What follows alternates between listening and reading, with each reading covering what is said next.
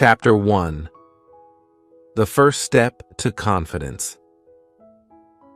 Hi, I'm Ariel, and today I want to share a story about the first step in learning to speak English confidently. When I started, I was just like you, nervous, unsure, and frustrated. I thought, how will I ever speak fluently? But over time, I realized that the most important thing was to start. It didn't matter if I made mistakes, it only mattered that I tried. I still remember my very first attempt to speak English. I was standing in a small cafe holding a menu. The words seemed blurry because I was so nervous. The person behind the counter asked, "What can I get for you?" I froze for a second, my heart racing. Then I pointed to a coffee and said, "This, please." It was a simple phrase, but to me, it felt like a mountain I had climbed. The cashier smiled and replied, "One coffee, coming up." I felt a small burst of joy. I had spoken English, and it worked. From that day, I learned an important lesson. Starting small is okay. Nobody begins by giving long speeches. Every journey begins with a single step, and speaking a few words is that step. I told myself, "Ariel, you don't have to be perfect. Just start." The first step is not just about saying words. It's about building courage. It's about telling yourself, "I can do this."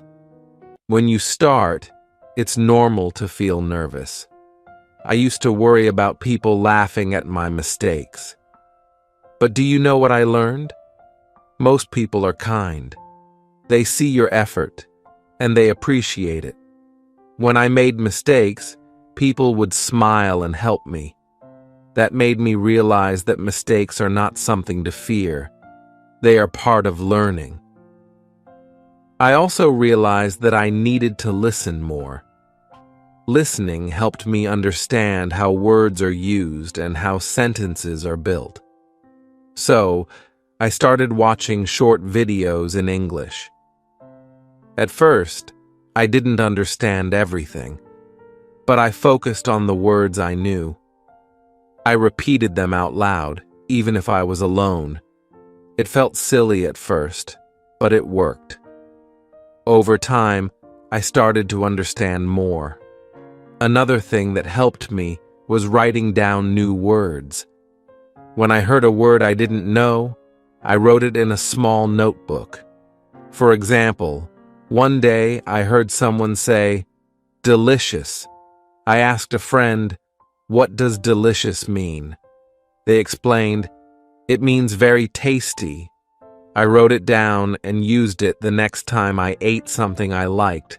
I said, "This cake is delicious." My friend smiled and said, "Good job." Moments like these kept me motivated. The most important thing is to practice every day. I started talking to myself in English. Yes, it sounds funny, but it helped me a lot. When I was cooking, I would say, "I am cutting vegetables." Now I am boiling water. When I was walking, I would describe what I saw. There's a red car. The sky is blue. It was like having a conversation with myself, and it made me more comfortable using English.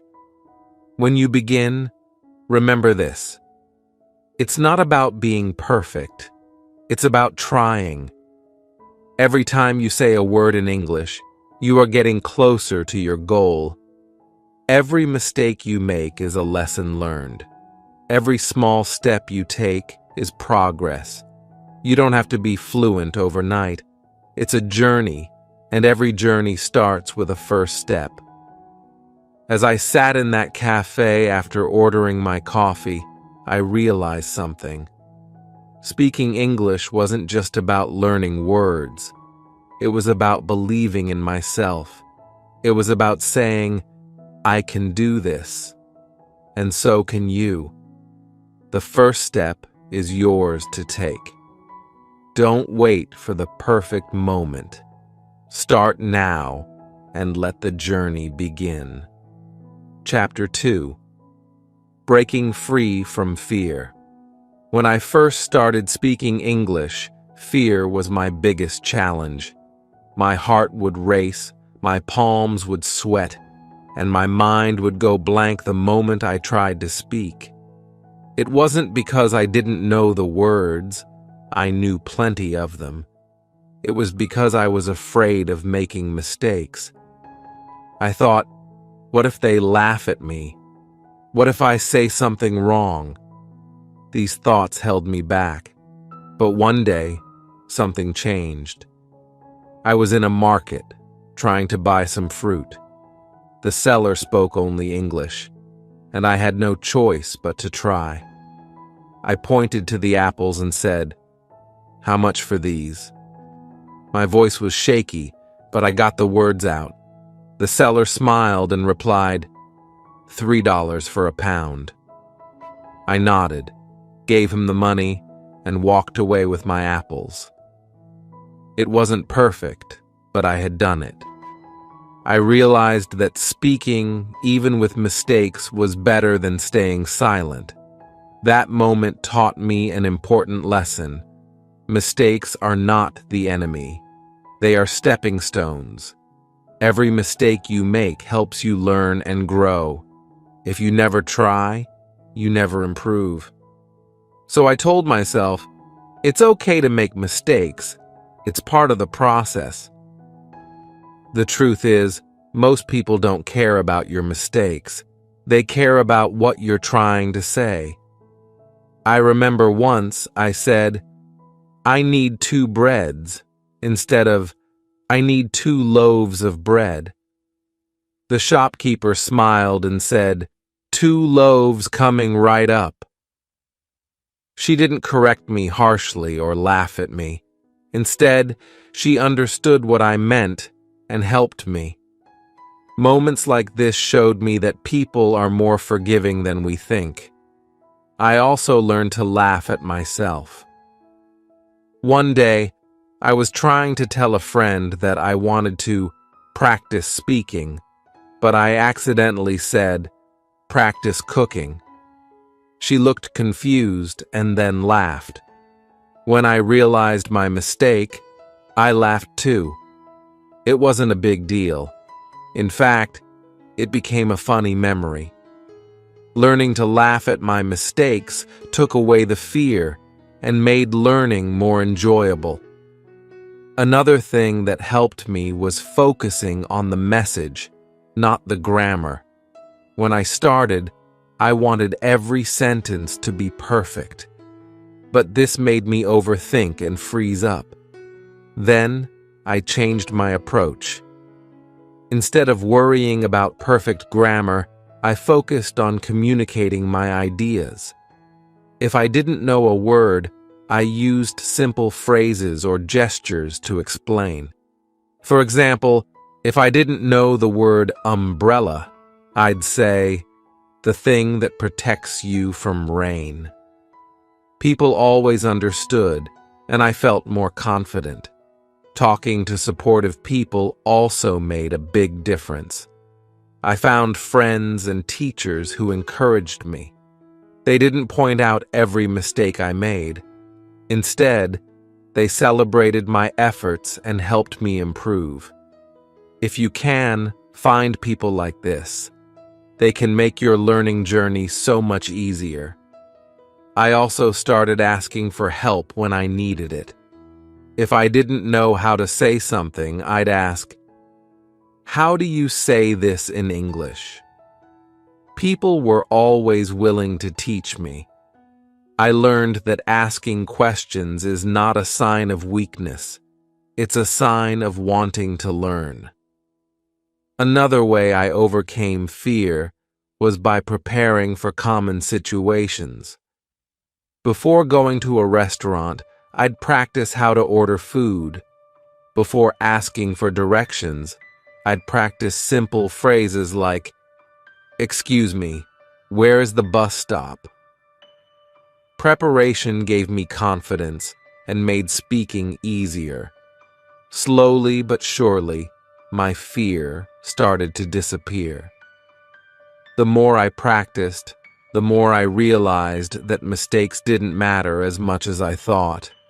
What mattered was trying, learning, and improving. Every time I spoke, I felt a little braver. So, if you're afraid of speaking, remember this. Fear is normal, but it doesn't have to stop you. Speak, even if it's not perfect. Laugh at your mistakes and learn from them. Find people who encourage you and focus on communicating your ideas. Most importantly, remind yourself that every word you say is a step forward. The next time you feel scared, take a deep breath and try. It doesn't matter if you make a mistake. What matters is that you're trying, and with every try, you're breaking free from fear. Chapter 3. Turning everyday encounters into practice. Learning to speak English doesn't always mean sitting in a classroom or reading a textbook. Some of the best opportunities to learn come from everyday moments, buying groceries, taking a bus, or chatting with a neighbor. These small interactions are like mini lessons in real-life English. Once I realized this, I began to see the world around me as my classroom. I remember one morning when I went to a bakery. I wanted to buy a loaf of bread and some cookies. At first, I thought about pointing to the items, but then I decided to speak instead. "I would like 1 loaf of bread and 6 cookies, please," I said, a bit nervously. The cashier smiled and said, "Sure, anything else?" I shook my head and said, "No, thank you." It was a simple exchange, but it made me feel proud. I had used English in a real situation. That day, I realized something important. Every conversation is a chance to practice. Whether it's asking for the price of apples at the market or ordering coffee at a cafe, these moments help you improve. They teach you new words, show you how people naturally speak, and build your confidence. One of the best ways I practiced was by asking questions. Whenever I didn't understand something, I asked, "What does this mean?" Or, "Can you explain this?" People were always kind and willing to help. For example, at a store, I saw a sign that said, "Buy one, get one free." I asked the cashier, "What does this mean?" She explained, "If you buy one item, you get another one for free." That simple question taught me a new phrase and made me more comfortable asking for help in the future. Another thing I did was talk to myself. It sounds funny, but it works. When I was cooking, I would say, "I'm cutting the vegetables. Now I'm adding salt." When I was walking, I would describe what I saw. "There's a red car. The flowers are beautiful." This helped me think in English and get used to forming sentences. Even though nobody was listening, I was practicing. I also started to look for small challenges. For example, at the library, I would ask, "Can you recommend a good book for beginners?"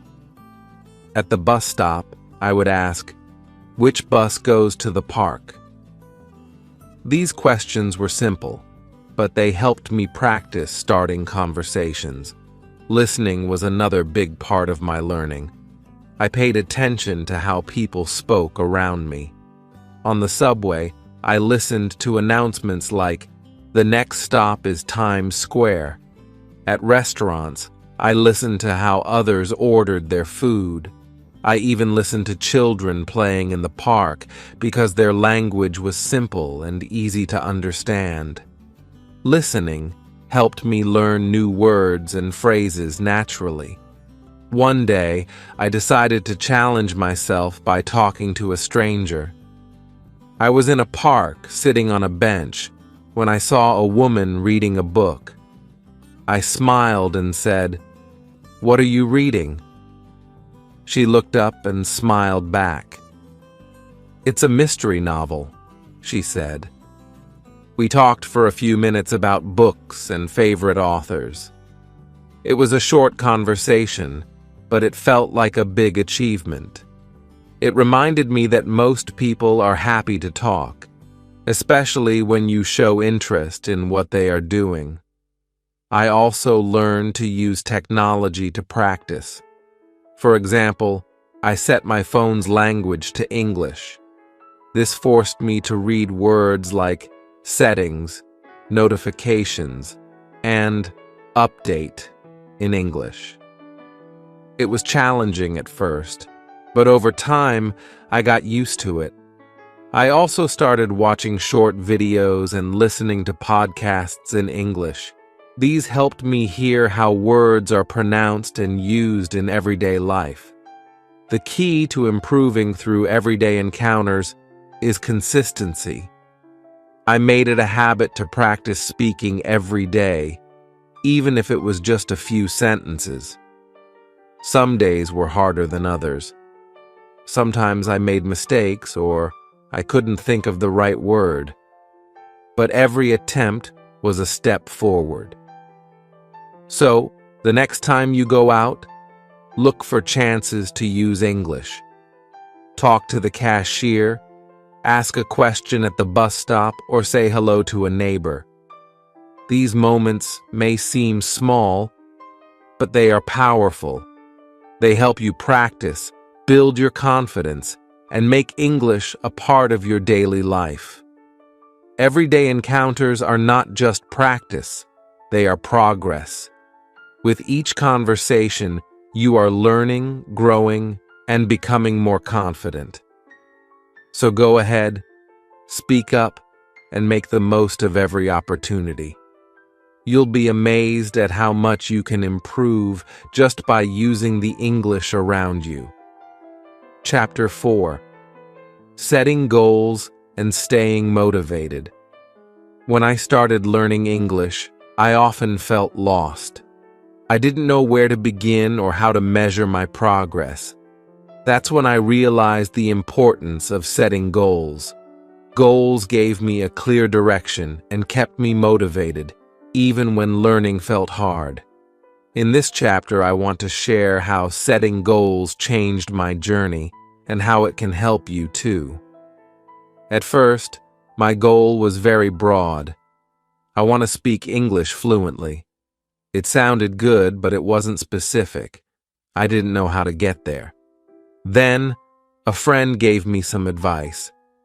Break your big goal into smaller, clear steps. That's when I started setting smaller goals.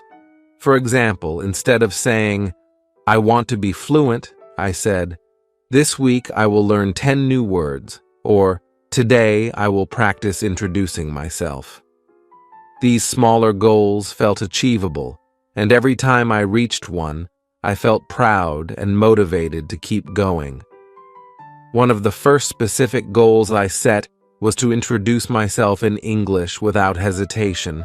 I practiced saying, "Hi, my name is Ariel. I am from Spain. I enjoy cooking and traveling." At first, I practiced in front of a mirror. Then, I tried it with friends at my language club. Finally, I used it when meeting new people. Each time, I felt a little more confident. Reaching this small goal showed me that I could improve with effort. Another goal I set was to hold a short conversation. For example, I decided to talk to my neighbor about the weather. I said, "Good morning. It's sunny today. Do you like warm weather?" The conversation was brief, but it was a big step for me. Afterward, I wrote it down in my notebook and thought about what went well and what I could improve. Having a clear purpose also helped me stay motivated. I thought about why I wanted to learn English. For me, it was about connecting with people from different countries and having more opportunities in life. I imagined myself traveling to new places, talking to locals, and feeling confident. Whenever I felt tired or discouraged, I reminded myself of these dreams. They gave me the energy to keep going. Another thing that helped was creating fun and creative goals. For example, I set a goal to watch a short movie in English and understand at least half of it. I chose a simple movie with subtitles and wrote down new words I heard. Watching movies became both fun and educational, and it didn't feel like hard work. Sometimes, I struggled to stay motivated. There were days when I felt like I wasn't improving or that speaking English was too hard. On those days, I reminded myself to celebrate small wins. For example, if I learned one new word or understood one sentence better than before, I told myself, "You're making progress." These small victories kept me going. I also made a habit of rewarding myself.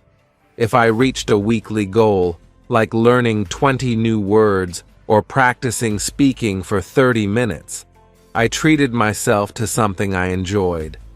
Sometimes it was a piece of cake, other times a relaxing walk in the park. These rewards made the learning process feel more enjoyable. Sharing my goals with others also helped. I told my friends at the language club about my goals, and they shared theirs with me. We encouraged each other and celebrated each other's progress. For example, one friend wanted to practice ordering food in English, so we went to a cafe together. She practiced ordering, and I practiced asking questions about the menu. It was fun and helpful for both of us. One day, I decided to set a big goal, to give a short speech in English at my language club. It was scary, but I worked on it step by step. First, I wrote the speech in simple English. Then, I practiced it every day, focusing on pronunciation and confidence. When the day came, I was nervous, but I did it. Everyone clapped and encouraged me. That moment was a turning point. It showed me that I could achieve anything if I worked hard and stayed focused. Goals are powerful because they give you something to aim for. They help you track your progress and keep you motivated. Whether your goal is to introduce yourself, hold a conversation, or speak in front of a group, every goal you set brings you closer to fluency. As you set your goals, remember to make them clear and achievable. Start small, celebrate your wins, and don't be afraid to dream big. Stay focused on your purpose and enjoy the journey. With each goal you reach, you'll feel stronger, more confident, and more excited about learning English. Chapter 5.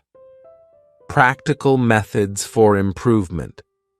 When I started learning English, I often asked myself, how can I improve faster? I wanted practical methods that I could use every day, even outside of class. Over time, I discovered several techniques that helped me improve not just my speaking, but also my listening, vocabulary, and confidence.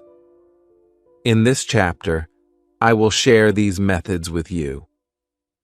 The first method I found very useful was shadowing. Shadowing means listening to a native speaker and repeating what they say, almost like you are their shadow. At first, I chose videos with slow and clear speech, like English podcasts for beginners or simple YouTube tutorials. I played a sentence, paused, and repeated it, trying to copy the speaker's pronunciation, rhythm, and tone. At first, it was challenging. I stumbled over words and couldn't keep up.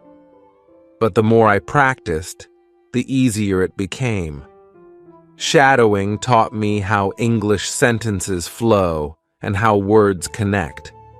It also helped me notice small details, like how certain sounds are pronounced. Over time, I started sounding more natural when I spoke.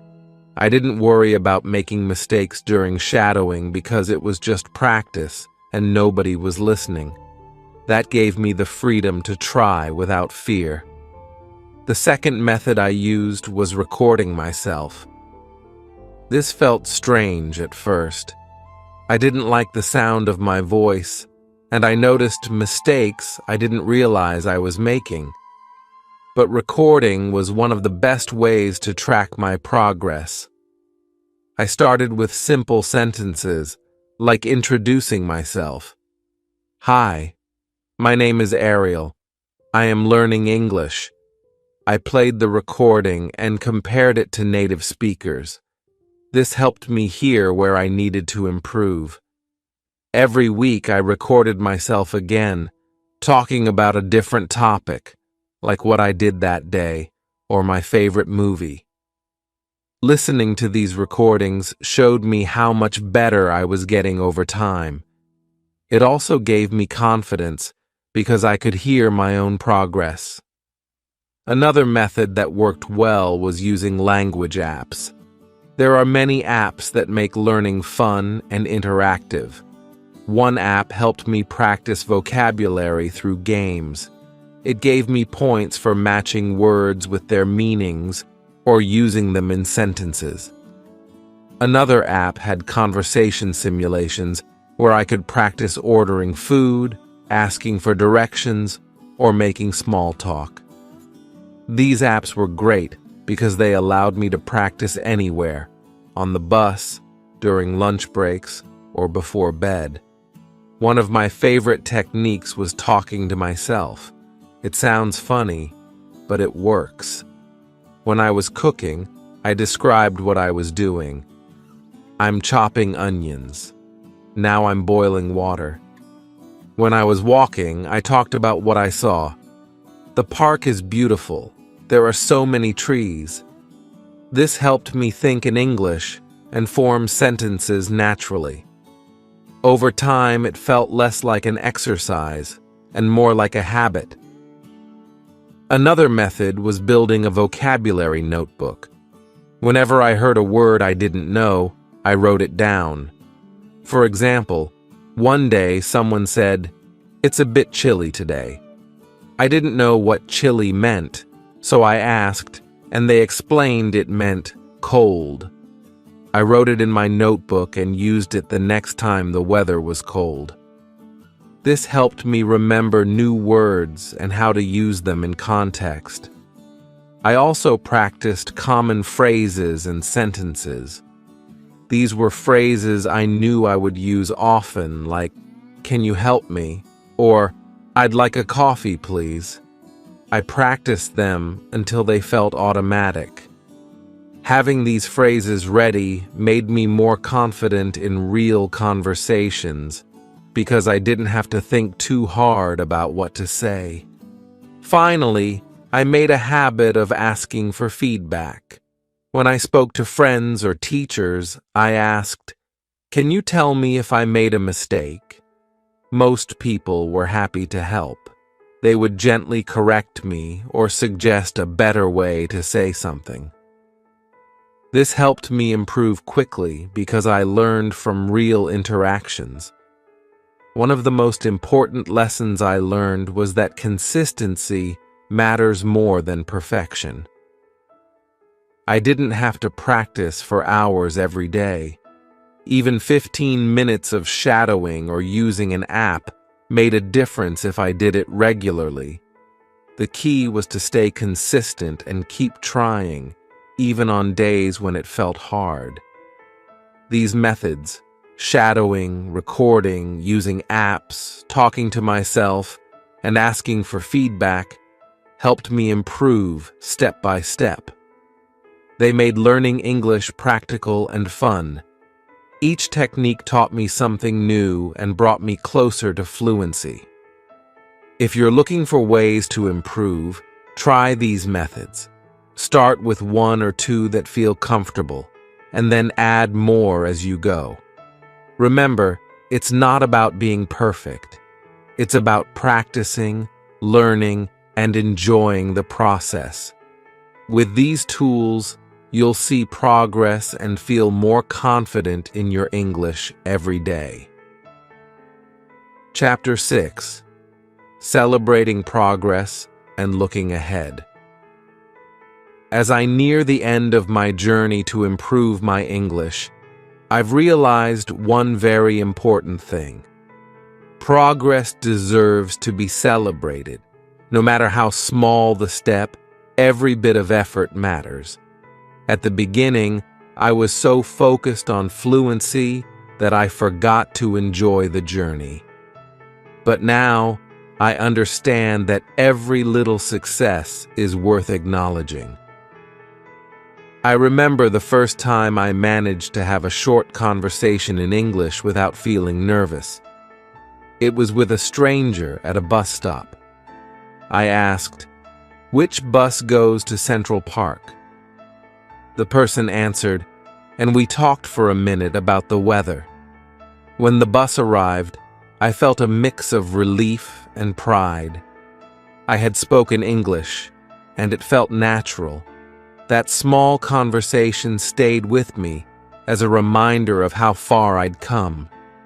As I improved, I made it a habit to reflect on my progress. At the end of each week, I asked myself, what did I learn this week? Sometimes it was a new word, like impressive. Other times, it was a technique, like using shadowing to improve pronunciation. Writing down these reflections helped me see my growth. It also kept me motivated to keep going. Celebrating progress doesn't mean waiting for big milestones. It can be as simple as recognizing the little victories, like ordering food at a cafe or understanding a full sentence in a movie without subtitles. These moments may seem small, but they are proof that you are moving forward. Each step builds confidence and reminds you that fluency is within reach. One way I celebrated my progress was by rewarding myself. When I reached a goal, like learning 50 new words or completing a week of consistent practice, I treated myself to something special. Sometimes it was a favorite snack, other times a walk in the park or watching a movie in English. These rewards made the journey more enjoyable and gave me something to look forward to. I also started sharing my progress with friends and family. I told them about my successes and even my funny mistakes. Sharing made me feel supported and encouraged. One of my friends once said, "Ariel, you've come so far. A few months ago, you couldn't even say a full sentence, and now you're having conversations."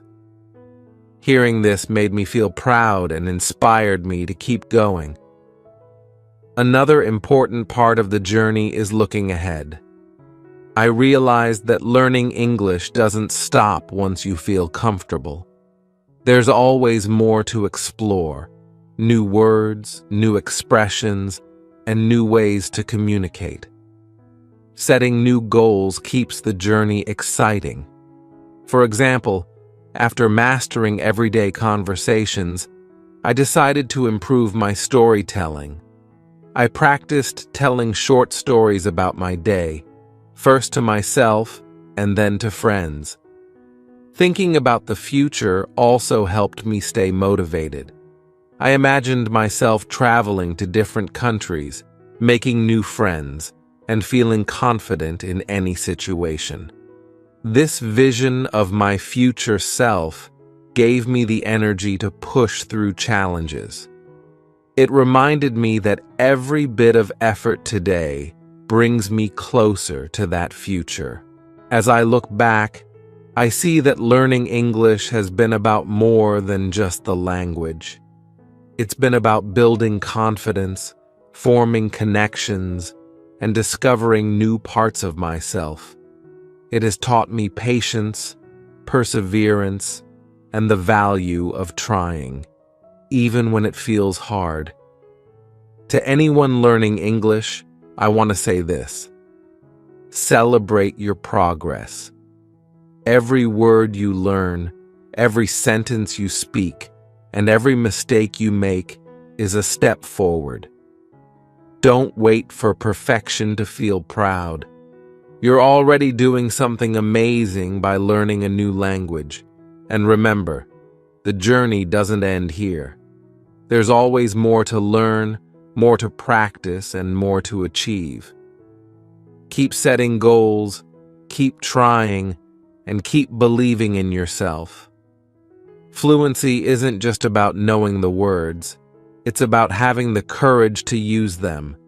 With every step, you're getting closer to that future you dream of. Keep going. You've got this. Bye for now.